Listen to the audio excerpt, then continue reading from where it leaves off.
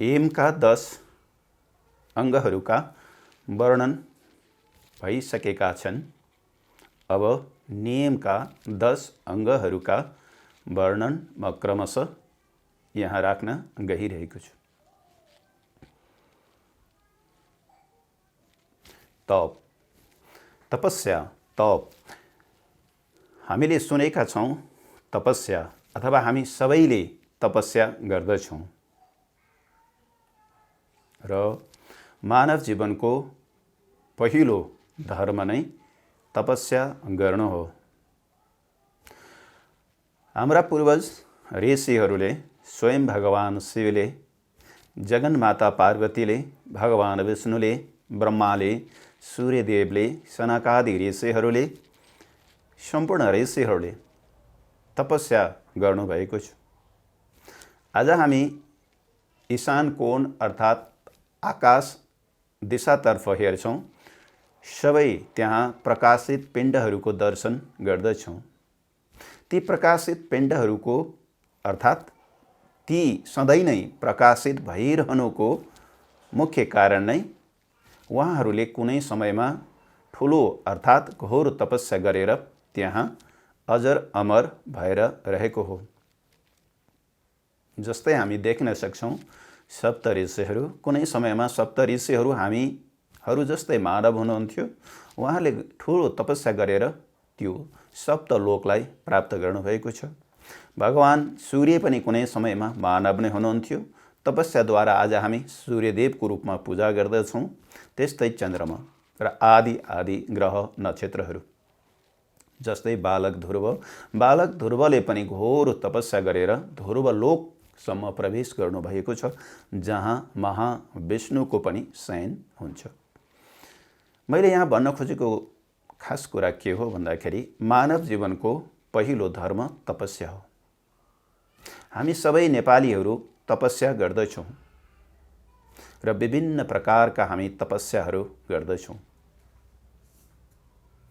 हाम्रो तपस्या हुन्छ ब्रह्मचर्य तपस्या, गृहस्थ तपस्या, वानप्रस्थीहरूले गर्ने तपस्या र सन्यासीहरूले गर्ने तपस्या। 4 प्रकारका तपस्याहरू विभाजन गरिएका छन्। ब्रह्मचारीहरूले गर्ने तपस्याको बारेमा भन्न गइरहेको छु। जो हाम्रा बाल बच्चाहरू हुनुहुन्छ, अर्थात् जो स्कुल र क्याम्पसमा पढ्नुहुन्छ, अर्थात् जो गृहस्थ जीवनमा प्रवेश गर्नुहुन्न, विवाह नगरेका जति पनि युवाहरू हुनुहुन्छ, उहाँहरूलाई त्यो अवस्थालाई ब्रह्मचर्य आश्रममा रहेको अवस्था भनेर भनिन्छ। ती हाम्रा बालबच्चाहरूलाई ब्रह्मचर्यको राम्रो ज्ञान भयो भने उनीहरूको 25 वर्षको उमेरसम्म ब्रह्मचर्यको पालना, ब्रह्मचर्यको ज्ञानबाट उनीहरूले ब्रह्म आनन्दलाई प्राप्त गर्दछन् र 25 वर्षकै उमेरमा पुगेपछि अज्ञान र अन्धकारको घेराबाट बाहिर उनीहरू निक्लिन्छन् र एक योग्य पुत्र पुत्री भएर उनीहरूले आफ्नो घरको, समाजको, राष्ट्रको र विश्वको नै सेवा गर्न पुग्दछन्।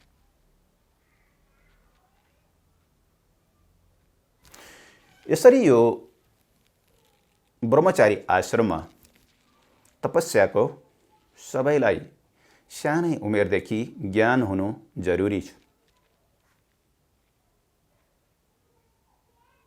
मातापिताको संयोगबाट पुत्रको पैदा हुन्छ, त त्यो पुत्र केही समय पछाडि ठुलो बन्दछ, अलिकति ठुलो हुन्छ र सुरुमै हामीले त्यो बच्चालाई अध्यात्मको ज्ञान दिनुपर्दछ।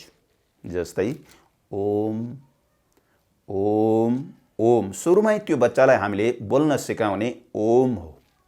हामी अधिकांशहरूले माता भन पिता भन भन्छौँ, त्यो पनि अत्यन्त उत्तम हो। माताको नाम पिताको नाम पहिला नै बच्चाले उच्चारण गर्नु अत्यन्त शुभ छ। तर त्यसमा पनि सुरुमा हामीले ओम ओम भन बाबु, ओम भन, ओम ओमको उच्चारण गर्न लगायौँ भने त्यो बच्चाले सुरुमा नै अध्यात्म अर्थात् त्यो बच्चाको चेतनभित्र अर्थात् चेतनाभित्र सुरुमै अध्यात्मको प्रवेश हुन जान्दछ, प्रवेश हुन पुग्दछ।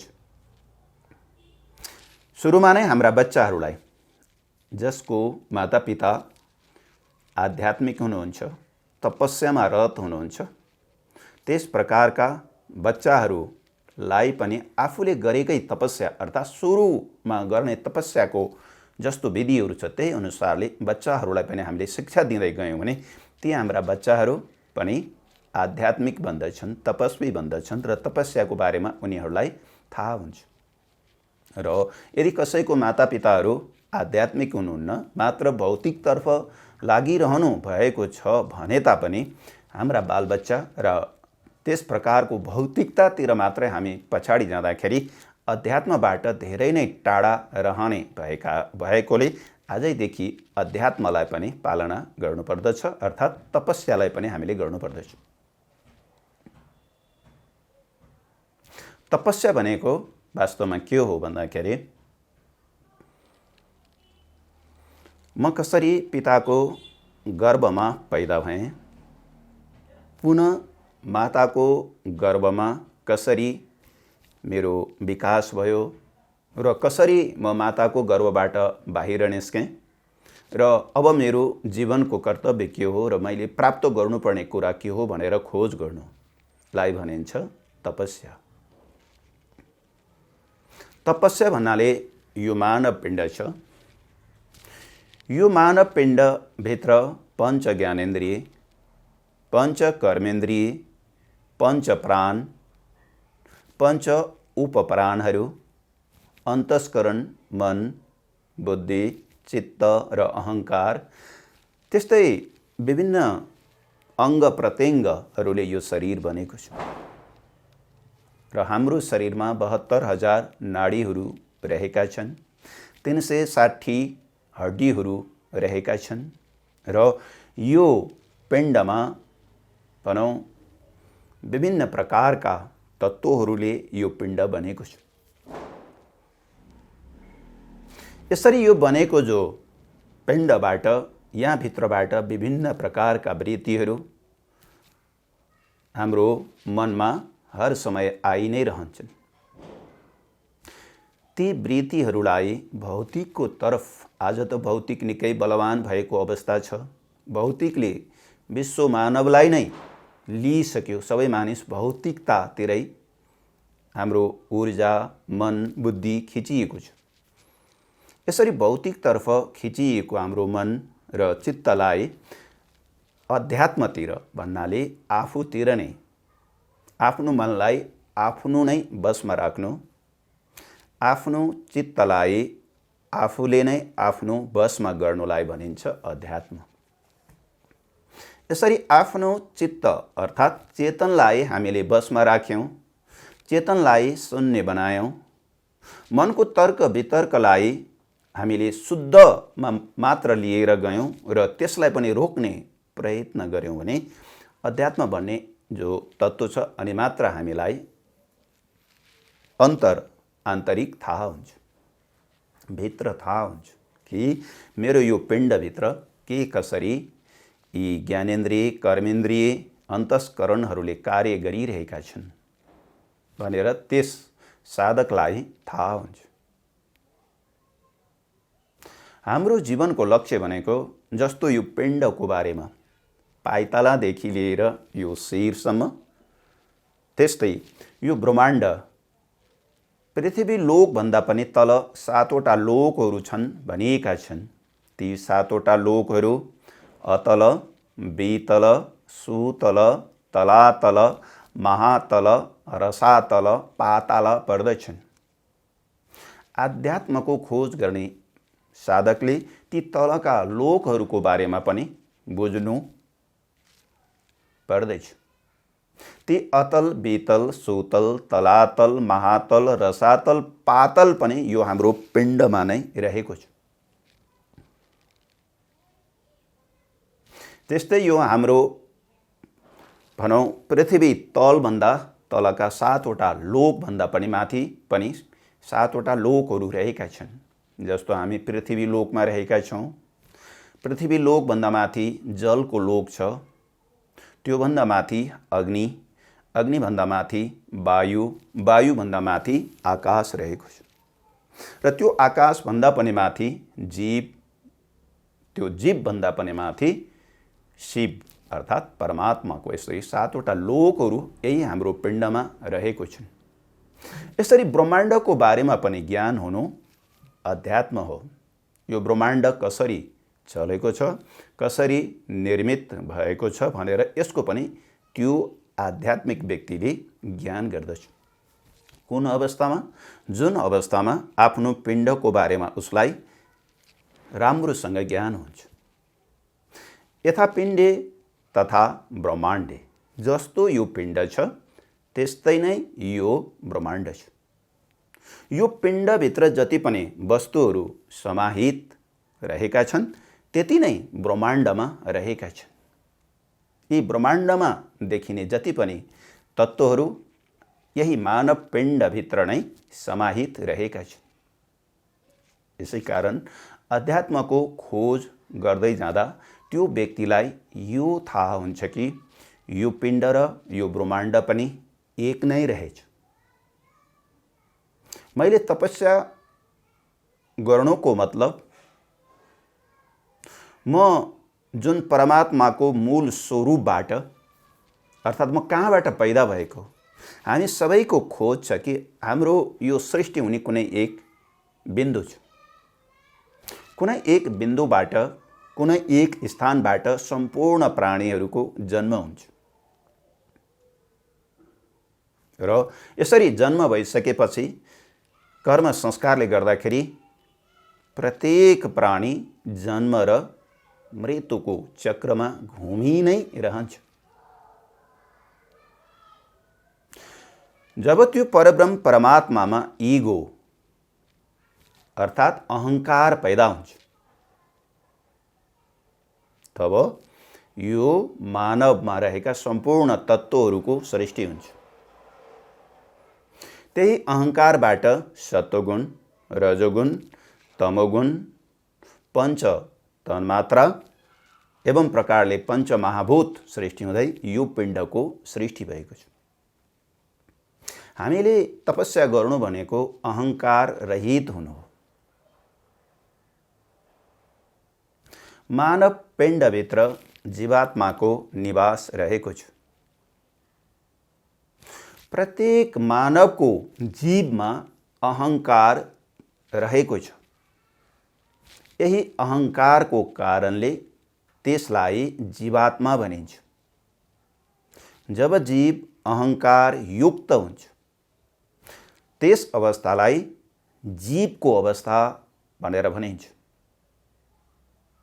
जब हामी अध्यात्मको खोज गर्दछौँ, परमात्माको खोज गर्दछौँ, आफ्नो जीवको खोज गर्दछौँ त त्यस अवस्थामा त्यो अहंकार ले घेरिएको जीवात्मा जब अहंकार रहित हुन पुग्दछ तब त्यो आफ्नो मूल स्वरूप परब्रह्म परमात्मालाई यही हृदय कमलमा नै साक्षात्कार गर्दछ। यस प्रकारले आफ्नो खोज बचपनदेखि गर्नु। बिहानको ब्रह्म मुहूर्त भनेको 3:30 देखि सूर्य उदय हुने समयसम्मलाई ब्रह्म मुहूर्त भनेर भनिन्छ। यस समयमा हाम्रा साना बालबच्चाहरूलाई उठाउनु, साथमा आफू पनि तपस्या गर्नु र बालबच्चाहरूलाई पनि तपस्यामा लगाउनु।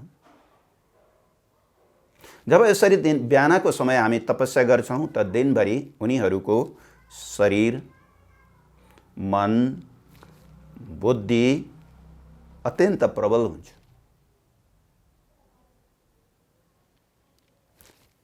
जब फेरि पुनः हामी सन्ध्याकालमा प्रवेश गर्दछौँ साँझमा, त त्यस समयमा पनि अध्यात्मको कार्य साधना गर्नु हामी सबैलाई जरुरी छ र हाम्रा ब्रह्मचारी बालबच्चाहरूले पनि सन्ध्याकालमा पनि साधना गर्नु अनिवार्य छ। जब यो दिनभरि हामीले गरेका कार्यहरूको हामीलाई सुख दुःख अनुभव हुन्छ, फेरि पुनः सन्ध्याकालमा तपस्या गर्नाले त्यो दिनभरि गरिएका शुभ अशुभ कर्मको जुन दोष छ, हामी सन्ध्याकालमा नै त्यसलाई विशुद्ध अर्थात् निर्मूल गर्दैछौँ। जब हामी यस प्रकारले सन्ध्याकालमा तपस्या गर्दैछौँ, त्यस पश्चात प्रसादी ग्रहण गर्दछौँ र फेरि आफ्नो शयन कक्षमा हामी शयन गर्दैछौँ। त आफ्नो शयन कक्षमा शयन गर्दाखेरि आफूले गरेका तपस्या र शुभ कर्महरूका वृत्तिहरू मात्र चित्तमा आउँदछन् र शुभ सपनाहरूको हामीलाई दर्शन हुन्छ। जब हामीलाई शुभ सपनाहरूको दर्शन हुन्छ त बिहान जब हामी उठ्दछौँ त फेरि हामी अत्यन्त प्रफुल्ल खुसी रहन्छौँ र पुनः साधना गर्दछौँ। साधना विभिन्न प्रकारले हामी गर्दछौँ। कुनै साधकहरू मात्र मन्त्रको साधना गर्नुहुन्छ, त कुनै साधकहरू बिहान उठेर देवयज्ञ गर्नुहुन्छ, त कुनै साधकहरू बिहान उठेर ब्रह्मयज्ञ, श्रीमद् भगवद गीताको अध्ययन, वेद, पुराण, उपनिषद र अन्य आध्यात्मिक ग्रन्थहरूको स्वाध्याय अध्ययन गर्नु पनि तपस्या हो। र बिहान उठेर विभिन्न प्रकारका हामी तपस्या गर्दछौँ।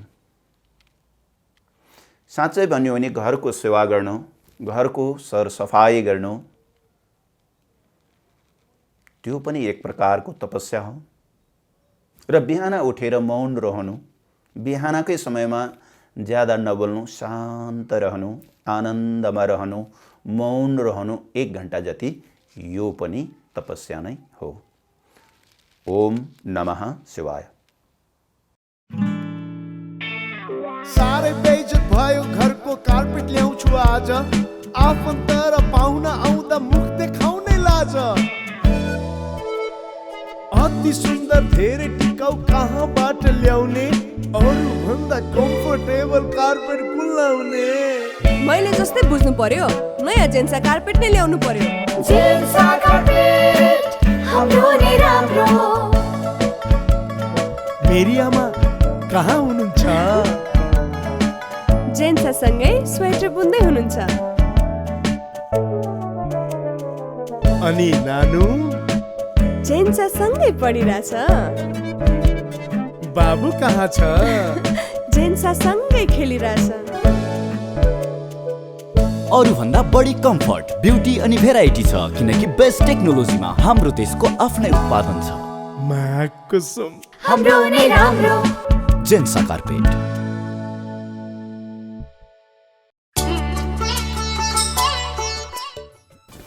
पहिले आफै सुध्रौँ।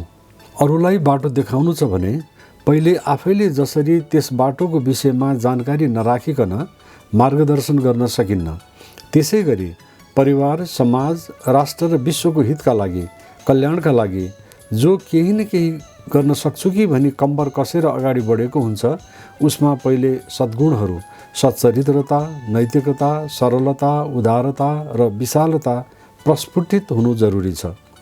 बोली र व्यवहारमा फरक हुनुहुन्न। यसैले पहिले आफै नबनी हुँदैन, आफै नसुध्री हुँदैन। सुरुवात एक्लैले गर्ने हो। कुनै पनि नयाँ कामको सुरुवात गर्दा जो पनि पहिले एक्लै हुन्छ। म एक्लो छु, मैले गरेर के हुन्छ भन्ने होइन कि असल कल्याणकारी हितकारी छ भन्ने कुरामा आत्माले सहमति दिइसकेको छ भने, मनले अठोट गरिसकेको छ भने दृढतापूर्वक अगाडि बढे त्यसमा सफलता मिल्दैन कि भनेर आशंका गर्नु पर्दैन। आफूलाई फेर यो संसारलाई अहिलेको भन्दा बस्न लायक, सुन्दर र मनमोहक बनाउने हो भने आफूतिर इङ्गित गरेर सबै गल्ती, कमी, कमजोरी र गलत प्रवृत्तिहरूलाई सहर्ष स्वीकारी अबदेखि त्यस्तो हुन नदिन वचनबद्ध भई आफैलाई फेर्नुपर्छ।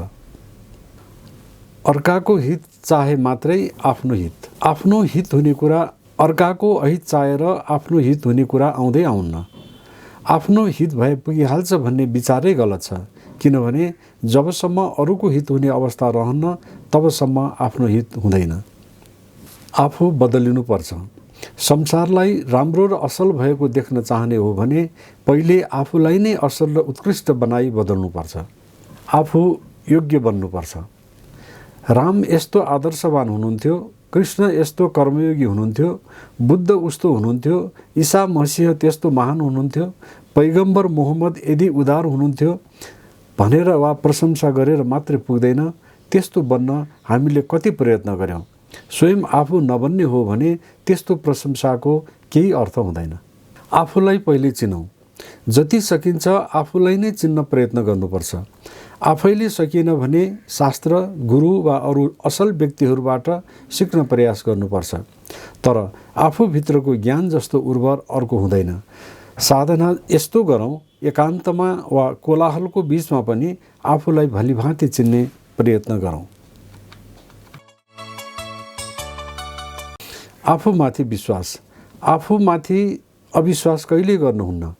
संसारमा असत्यमाथि सत्यको विजय सम्भव छ, खराबमाथि असलको विजय सम्भव छ भन्ने सम्झी निरन्तर अगाडि बढ्नुपर्छ। आफूलाई दुर्बल कदापि ठान्नुहुन्न। सबै प्रकारका शक्तिहरू आफूमा विद्यमान छन् भने जीवन मार्गमा हिँड्नुपर्छ। तब खुसी, आनन्द र जीवन सौन्दर्यको प्राप्ति सम्भव छ। पहिले आफूलाई सधाउनुपर्छ। अज्ञानी व्यक्ति आफू जस्तोसुकै होस् अरूलाई सिकाउनु प्रवृत्त भइहाल्छ, जबकि ज्ञानी व्यक्ति पहिले आफूलाई सधाउँछ अनि अरूलाई सिकाउन, सधाउन, सुधार्नतिर लाग्छ। असल व्यक्तिको लक्षण। आफू खराब छ भनेर कसले भन्ला? सबै आफूलाई असल बनाउनै चाहन्छन्।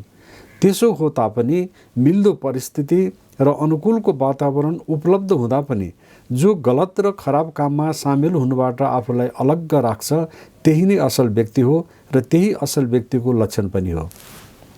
ईश्वर।